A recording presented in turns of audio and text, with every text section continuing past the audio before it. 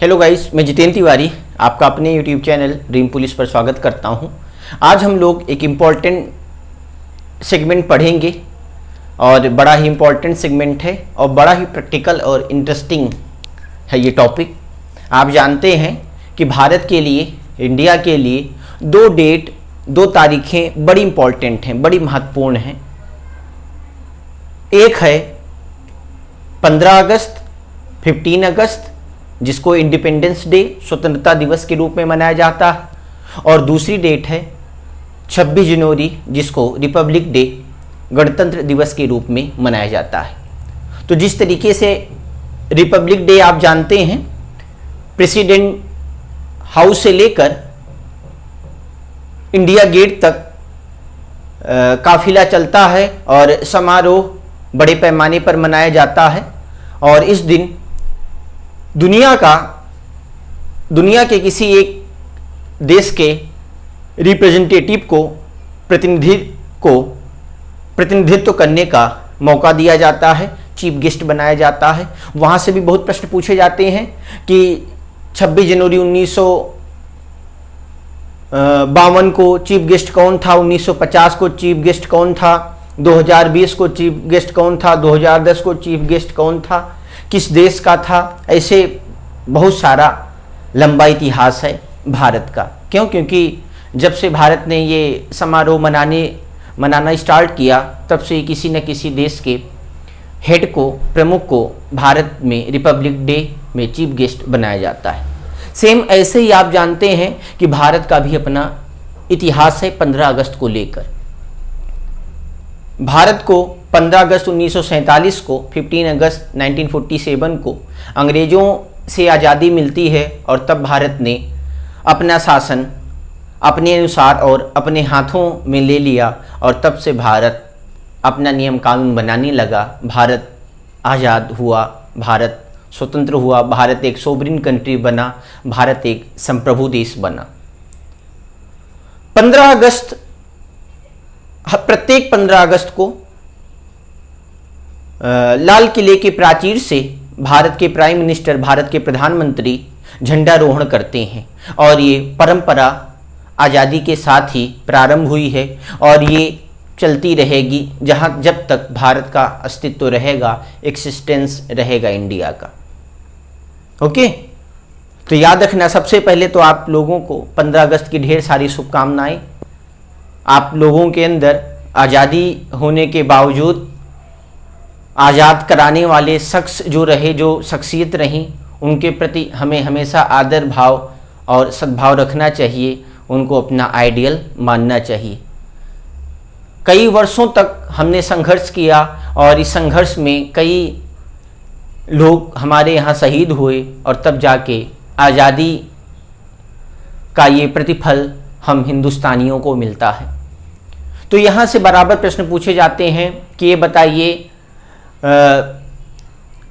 कितने लोगों ने अभी तक झंडे फहराए हैं लाल किले पर, कितने प्रधानमंत्रियों ने सबसे ज़्यादा बार फहराए झंडा, और कितने प्रधानमंत्री रहे जिनको एक बार, दो बार ही मौका मिला, और कुछ ऐसे भी प्रधानमंत्री रहे दुर्भाग्यशाली बेचारे कि वो भारत की प्राइम मिनिस्टर की लिस्ट में तो आते हैं लेकिन उनको ये सौभाग्य नहीं मिला कि वो भी झंडा फहराएं। ऐसे भी रहे, ऐसे भी शख्सियत रहे जिन्होंने एक दर्जन बार, मतलब 12 से ज़्यादा बार झंडे फहराने का सौभाग्य मिला। कुछ ऐसे रहे कि नहीं कर पाए, आधा दर्जन भी नहीं कर पाए, 6 बार भी नहीं कर पाए। ओके, कुछ थे एक ही बार कर पाए, दोबारा चांस नहीं मिला।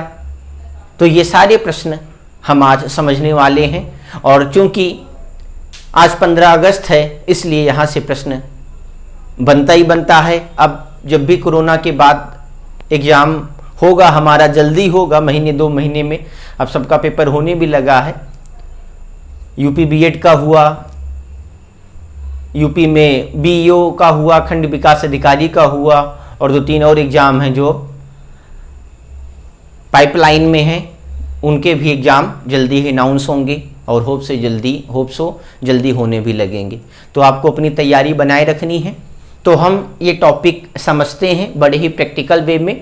हम पंडित जवाहरलाल नेहरू से लेकर नरेंद्र मोदी तक के भारत के इतिहास को समझेंगे, भारत के प्रधानमंत्रियों की जो लिस्ट है, सूची है, उसको समझेंगे और यहाँ से जो भी प्रश्न बनते हैं उनको हम कंठस्थ करने का प्रयास करेंगे, माइंड में सेट करने का प्रयास करेंगे। तो एक दो प्रश्न बड़े आसान हैं, 4 प्रश्न कि सबसे ज़्यादा बार झंडा किसने फहराया लाल किले पर, या ऐसे भी पूछा जा सकता है longest tenure as a prime minister of India किसका रहा, भारत के किस प्रधानमंत्री का कार्यकाल सबसे लंबा रहा। तो आप जानते हैं, आंख बंद करके कर देना है, पंडित जवाहरलाल नेहरू 1947 देश आज़ाद के साथ ही भारत के प्रधानमंत्री बनते हैं और 64 तक, जब तक वो नेचुरल मर नहीं गए तब तक भारत के प्रधानमंत्री बने रहे, तो लगभग 17 साल। और यही कारण है कि उन्होंने कितना बार झंडा फहराया, 17 बार, 17 टाइम्स। ये अब तक का रिकॉर्ड है। एक इनके रिकॉर्ड तक पहुंचने का प्रयास करी थी इंदिरा गांधी, लेकिन 1984 में मार दी गई। खालिस्तान की जब मांग हुई थी भिंडरावाला के नेतृत्व में पंजाब में बड़े पैमाने पर, तो इन आतंकवादियों ने, खालिस्तानी आतंकवादियों ने तत्कालीन प्राइम मिनिस्टर इंदिरा गांधी को मार दिया और वो अपने पिताजी का खुद रिकॉर्ड की बराबरी करती या शायद रिकॉर्ड तोड़ भी देती, लेकिन ऐसा हुआ नहीं। ओके, तो आप जानते हैं वही होगा जो मंजूर खुदा होगा, और अपने पिताजी की रिकॉर्ड की बराबरी भी ना कर सकी। तो सेकेंड नंबर पर इंदिरा गांधी का नंबर है। अब तेज़ी से बढ़ रहे हैं, है ना, मोदी जी, लेकिन हमें नहीं लगता कि यहाँ तक पहुँच पाएंगे। ओके, क्योंकि लेट में प्रधानमंत्री बने। हम ऐसा नहीं करते भाई, कहते कि ईश्वर करे कि ये नेहरू जी का भी रिकॉर्ड तोड़े। कुछ लोग मोदी प्रशंसक होंगे, वो लोग नाराज़ ना हो जाएं, इसलिए आपकी भावनाओं का भी सम्मान रखना है। ओके, जब तक सूरज चांद रहे, जब तक गंगा में पानी रहे, तब तक मोदी जी रहें भाई। हम भी चाहते हैं, दुनिया यही चाहती है, भारत यही चाहता है। हाँ, कुछ पड़ोसी देश हैं नहीं चाहते हैं, कुछ अपने ही देश में ऐसे लोग हैं जो नहीं चाहते हैं। ईश्वर उनकी भी आत्मा को शांति दे, उनको सद्बुद्धि प्रदान करे। हुआ क्लियर? तो आज हम ये पूरा डेटा समझने जा रहे हैं कि कौन सा ऐसा प्राइम मिनिस्टर रहा जिसका टेन्योर सबसे छोटा रहा, shortest tenure of Indian prime minister.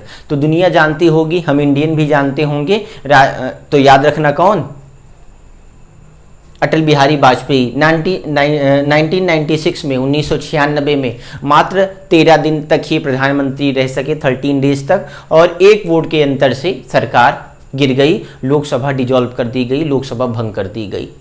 272 minimum majority चाहिए ना केंद्र में सरकार बनाए रखने के लिए, और इनके पास मेजोरिटी से एक कम रहा, 271 ही बहुमत सिद्ध कर पाए, बहुमत नहीं सिद्ध कर पाए। अविश्वास प्रस्ताव जब आया, नो कॉन्फिडेंस मोशन, और एक वोट से इनकी सरकार गिर गई।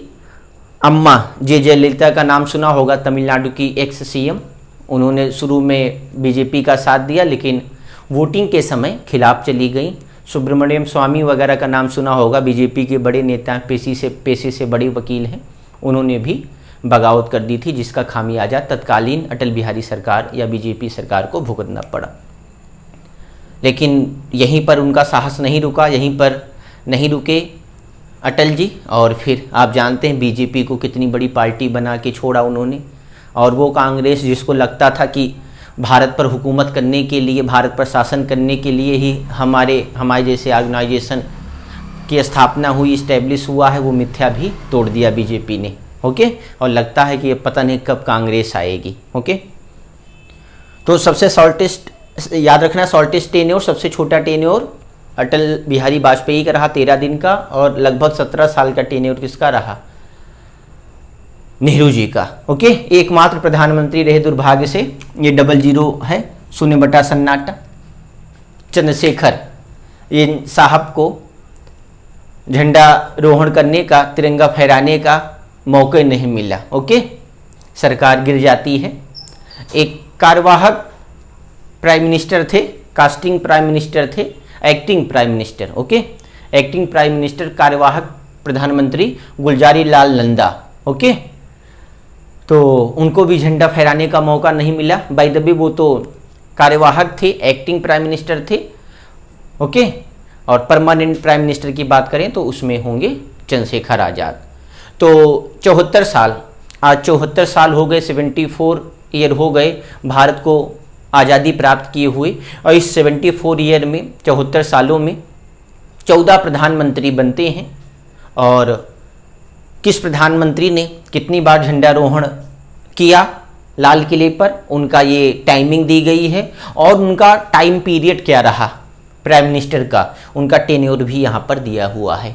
तो यहाँ पर सीक्वेंस ऑफ प्राइम मिनिस्टर, प्रधानमंत्री के क्रम दिए गए हुए हैं। यहाँ बीच में इनका टेन्योर, कार्यकाल, और यहाँ नंबर ऑफ टाइम्स उन्होंने कितनी बार झंडा फहराया।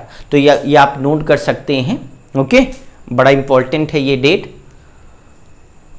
देख पा रहे होंगे स्टार्टिंग से, मैं जूम करवा दे रहा हूँ। जवाहरलाल नेहरू, पंडित जवाहरलाल नेहरू 1947 से 1964 तक 17 टाइम्स इन्होंने लाल किले की प्राचीर से झंडारोहण किया है। ये अपने आप में एक बहुत बड़ा इतिहास है और इतिहास बना भी रहेगा। शायद ही कोई ऐसा प्रधानमंत्री दोबारा ये रिकॉर्ड तोड़ पाए। ओके, देन है लाल बहादुर शास्त्री 1964 से 1966 तक, केवल 2 बार इनको मौका मिला। देन आफ्टर इंदिरा गांधी 1966 से 1977, इनका पहला टेन्योर है, पहला कार्यकाल है। सेकेंड टेन्योर है 1980 से 1984 तक, 16 टाइम, 16 बार इन्होंने झंडारोहण किया। देन है मोरारजी देसाई 1977 से 1979 तक, 2 बार। चौधरी चरण सिंह जानते होंगे आप, 1979 से 1980 तक सिंगल टाइम, एक ही बार इनको मौका मिला। देन राजीव गांधी, इंदिरा गांधी के बनने के बाद एक ह्यूज समर्थन मिलता है इनको और 300 से ज़्यादा सीटें लोकसभा में मिली। फुल मेजोरिटी में आती है कांग्रेस राजीव गांधी के नेतृत्व में, माफ़ करिएगा। तो 1984 से 1989 तक 5 टाइम्स, 5 बार। देन आफ्टर वीपी सिंह 1989 से 1990 तक एक ही बार कर पाए ये झंडारोहण। देन है चंद्रशेखर, इनको मौका ही नहीं मिला। तो अगर ऐसे प्रधानमंत्री का नाम पूछ ले कि ऐसे प्रधानमंत्री का नाम बताए जिनको झंडारोहण करने का मौका ही नहीं मिला, और वो परमानेंट प्राइम मिनिस्टर थे, गुलजारी लाल नंदा की तरह कास्टिंग प्राइम मिनिस्टर नहीं थे, कार्यवाहक प्रधानमंत्री नहीं थे, वो एकमात्र प्रधानमंत्री चंद्रशेखर। देन पीबी नरसिम्हा राव 1991 से 1996 तक, क्योंकि राजीव गांधी भी मार दिए जाते हैं ना 1991 में, लिट्टे ने मार दिया श्रीलंका के आतंकवादियों ने। और देन कांग्रेस फिर से सिंपैथी लोगों की प्राप्त करती है और 300 से ज़्यादा सीटें प्राप्त करती है। देन है अटल बिहारी वाजपेयी 1996 में बनते हैं, 13 दिन में, मैंने बता दिया कहानी। देन 1998 से लेकर 2000 तक ये भारत के प्रधानमंत्री रहे। 6 बार इन्होंने झंडारोहण किया, बीच में 98 से 99 तक और 99 से 2000 तक, है ना। देन है HD देवगौड़ा, पूरा नाम है हरदनल्ली डोडेगौड़ा देवगौड़ा। ओके, 1996 से 1997 तक एक ही बार इनको मौका मिला।